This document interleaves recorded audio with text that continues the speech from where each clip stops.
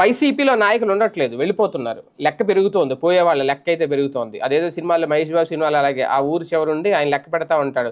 31, 501, 602 అని వెళ్ళిపోయేవాళ్ళు తప్ప వచ్చేవాళ్ళు ఎవరు ఉండరు అనేది. చివరికి మహేష్ బాబు హీరో కాబట్టి ఆయన వస్తా ఉంటాడు. ఒక నెంబర్ తగ్గుద్ది, ఒక నెంబర్ వచ్చేవాళ్ళ సంఖ్య ఒక నెంబర్ పెరిగిందనేది లెక్కేసుకుంటారు అందులో. కానీ ఇది ఇక్కడ వైసీపీలో మాత్రం అలా కాదు. రాజ్యసభ సభ్యులు వెళ్ళిపోతున్నారు. ఇప్పటికి అలాగే ఇప్పటికి 5గురు ఎమ్మెల్సీలు వెళ్ళిపోయారు. ఇప్పుడు తాజాగా మండలి డిప్యూటీ చైర్మన్ ఆమె వెళ్ళిపోయింది. మైనార్టీ సంబంధించి ముస్లిం నాయకురాలు ఆమె. భారతీయ జనతా పార్టీలో చేరింది ఆమె.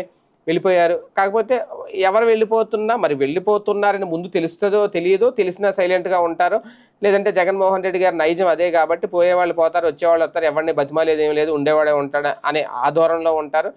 విజయసాయి రెడ్డి గారు లాంటి వాళ్ళనే లెక్క చేయలేదు, ఇంక మిగిలిన వాళ్ళు ఎంత అనేది కొంతమంది చెప్తున్నారు. ఏది ఏమైనా లెక్క పెరుగుతోంది, నెంబర్ పెరుగుతోంది వెళ్ళే వాళ్ళ సంఖ్య.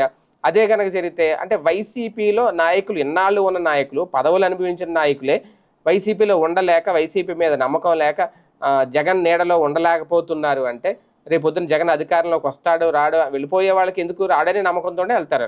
వస్తాడని నమ్ముకుంటే ఉంటారు. పైగా అధికారం ఉంది కదా, ఇంకా టైం అవ్వలేదు, అయినా సరే రాజీనామాలు చేసి వెళ్ళిపోతున్నారు.